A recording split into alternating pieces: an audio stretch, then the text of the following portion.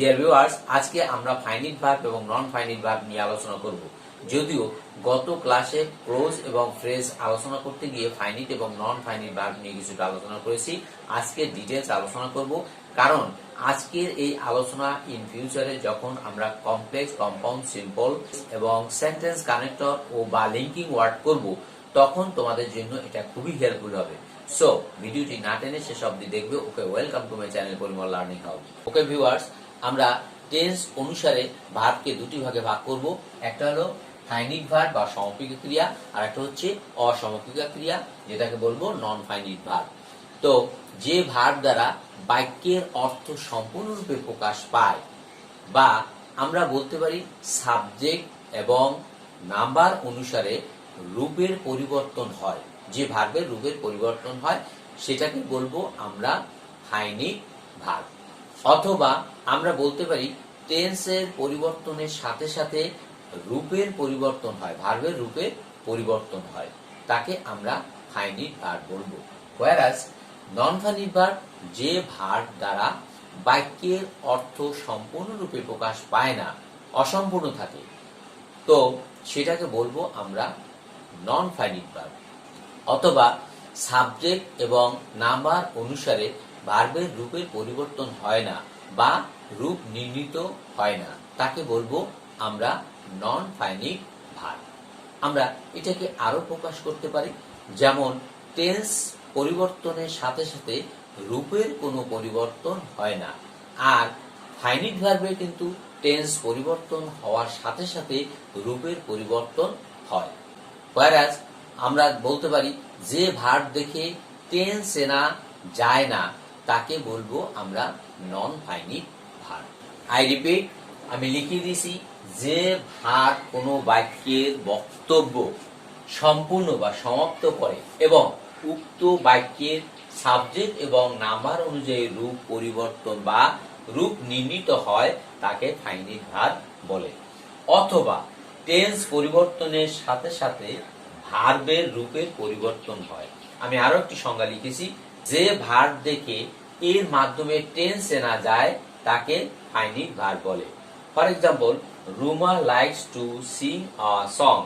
রুমা পছন্দ করে একটা গান গাইতে।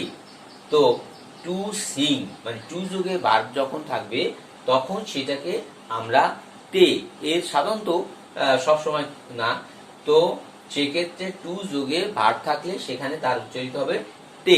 যেমন আমি এর ব্যাখ্যা পরে আসতেছি। Ruma likes to sing a song. Ruma একটা গান গাইতে পছন্দ করে।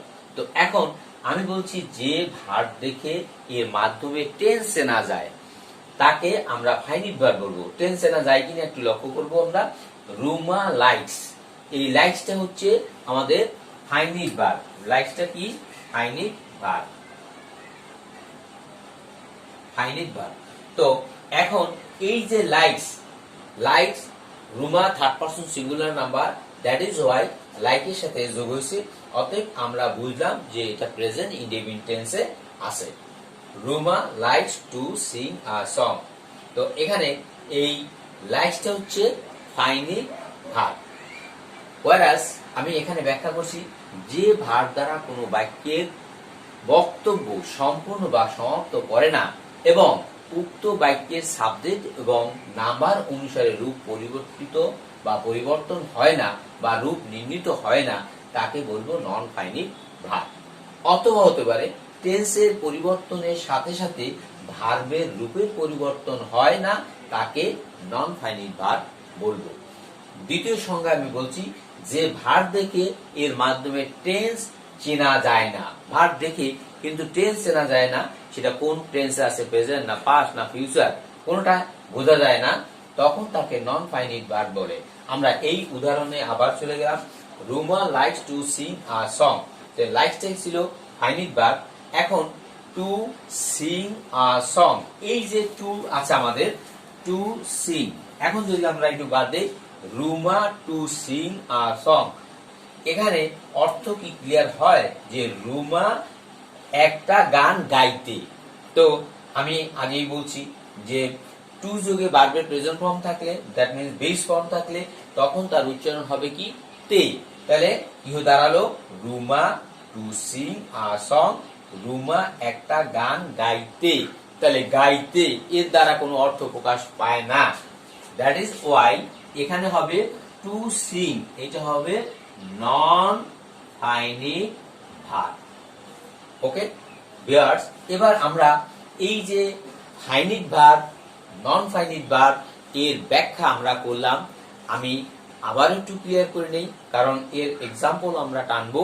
তো সেই ক্ষেত্রে এক্সাম্পল যাতে আরো ক্লিয়ার হয় তোমাদের, তখন এই যে নন ফাইনিট এবং ফাইনিট ভার্ব, তাহলে ফাইনিট ভার্ব হচ্ছে আমরা দেখব যে ভার্ব দেখে এর মাধ্যমে টেন্স না যায়, তখন সেটা হবে ফাইনিট ভার্ব। আর যে ভার্ব দেখে এর মাধ্যমে টেন্স চেনা যায় না, অর্থাৎ কিনা এটা কি প্রেজেন্ট টেন্স আছে না পাস্ট টেন্স আছে না ফিউচার টেন্স আছে, আমরা কোনো টেন্সই আমরা বুঝতে পারবো না, তখন সেটা হবে নন ফাইনিট ভার্ব। আমি আরো ক্লিয়ার করেছি যে টেন্স এর পরিবর্তনের সাথে সাথে ভার্বের ও রূপের পরিবর্তন হয়।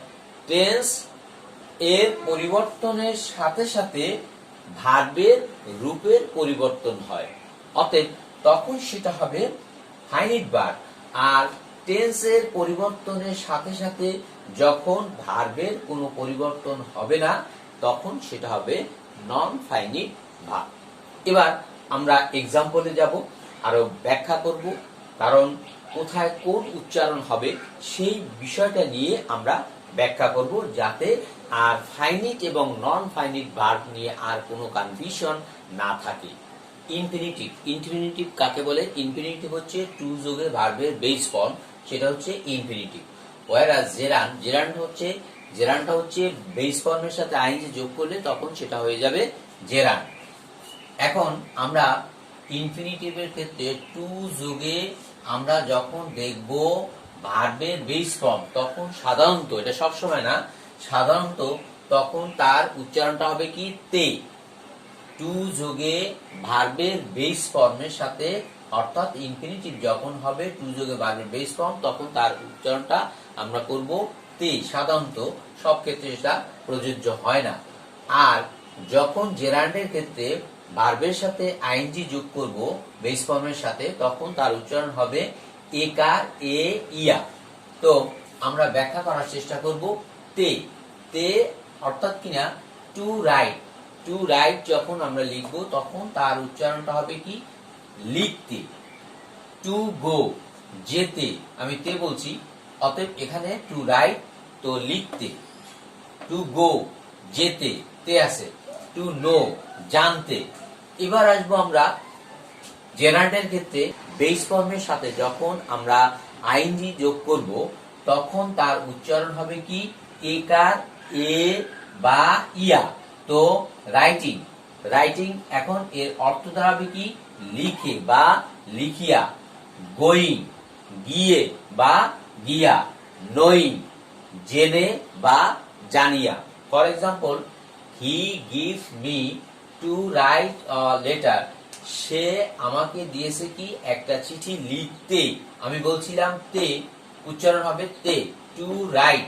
তো সে আমাকে একটা চিঠি লিখতে দিয়েছে।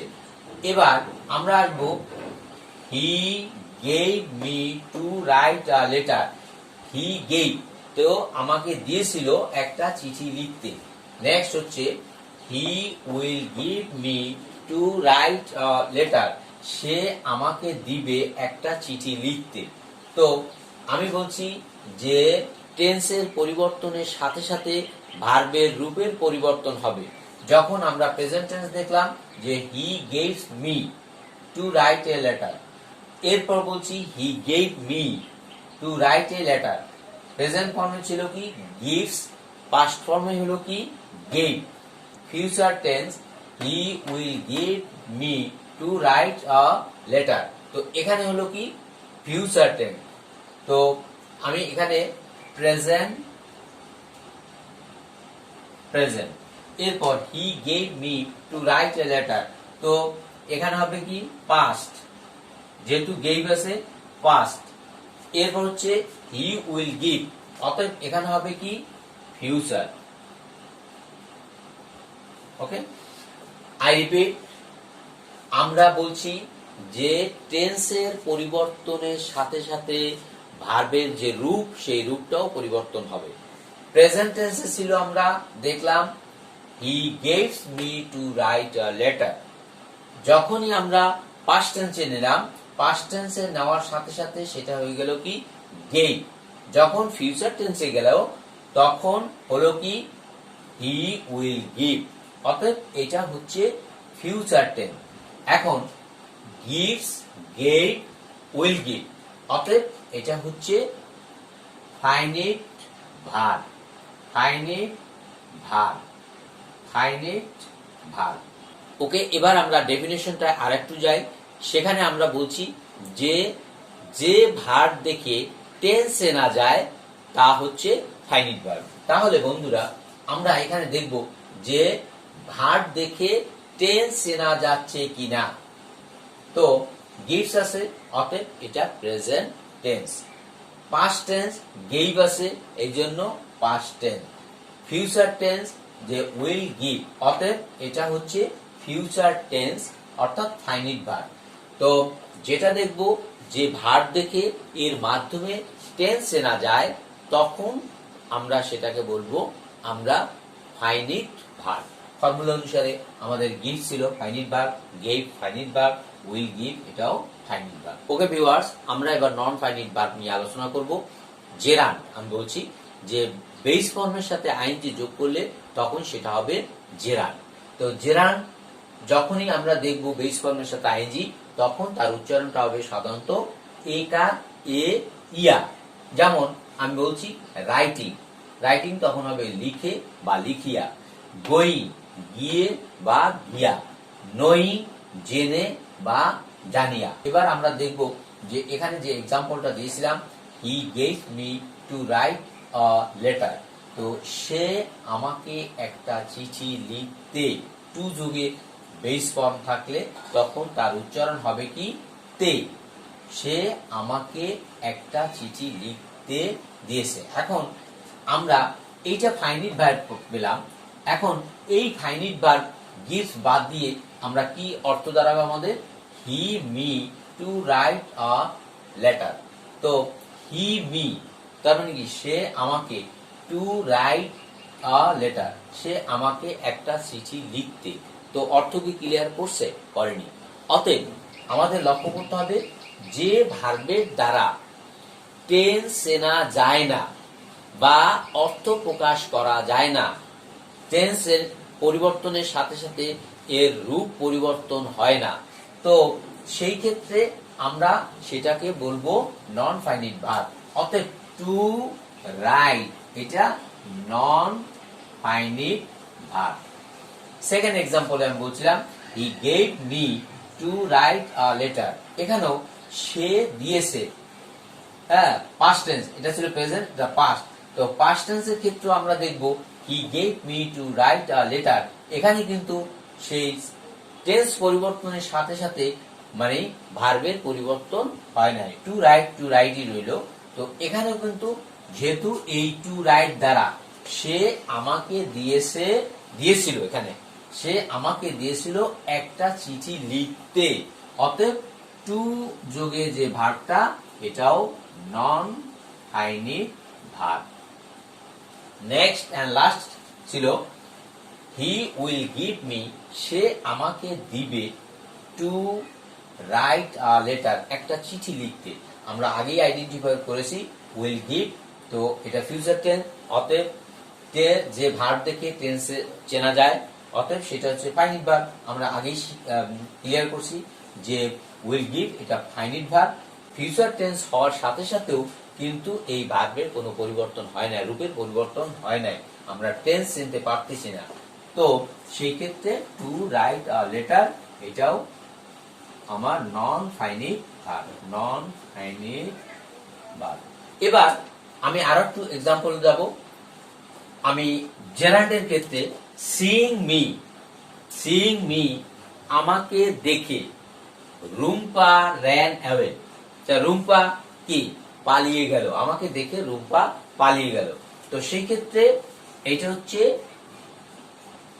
নন ফাইনিট ভার্ব, নন ফাইনিট ভার্ব। কারণ আমি নন ফাইনিট ভার্ব বলছিলাম, আমাকে আমাকে দেখে কি, আমাকে দেখে এর দ্বারা কিন্তু বাক্য ক্লিয়ার হয় না। অতএব সিইং মি এটা হচ্ছে নন ফাইনিট ভার্ব। এরপর আছে seeing me Rumpa will run away, আমাকে দেখে রুম্পা পালিয়ে যাবে। আমাকে দেখলে, দেখার সাথে সাথে সে পালিয়ে যাবে। তো সেই ক্ষেত্রে কিন্তু আমরা এখানে দেখলাম যে এখানেও কিন্তু সিইং মি, অতএব এটা দ্বারা সিইং মি এটাও নন ফাইনিট ভার্ব। কারণ কি, সিইং মি আমাকে দেখে, তাহলে আমাকে দেখে দ্বারা কি অর্থ ক্লিয়ার হয় না। আমাকে দেখে রুম্পা উইল রান অ্যাওয়ে, তো এটা ফাইনিট ভার্ব, ফাইনিট ভার্ব। আর এখানেও এটা ফাইনিট ভার্ব।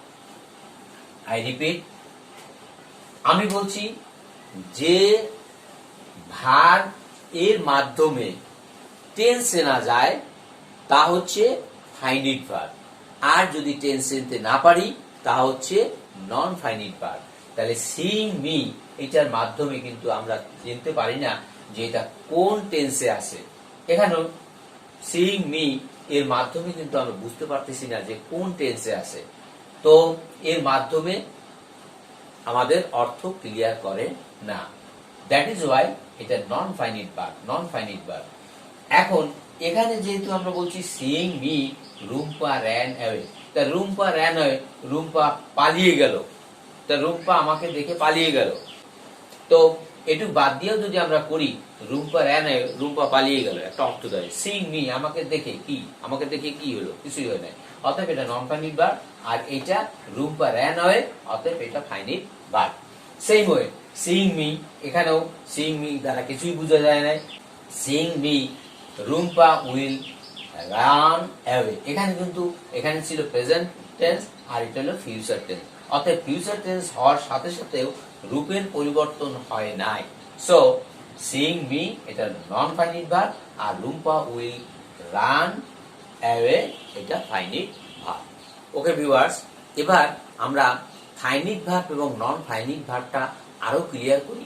কারণ কি, ফাইনিট ভার্ব এবং নন ফাইনিট ভার্ব আমাদের সব ক্ষেত্রে দরকার আছে। অর্থাৎ কিনা এরপর আমরা কমপ্লেক্স, কম্পাউন্ড, সিম্পল সেন্টেন্স নিয়ে আলোচনা করব।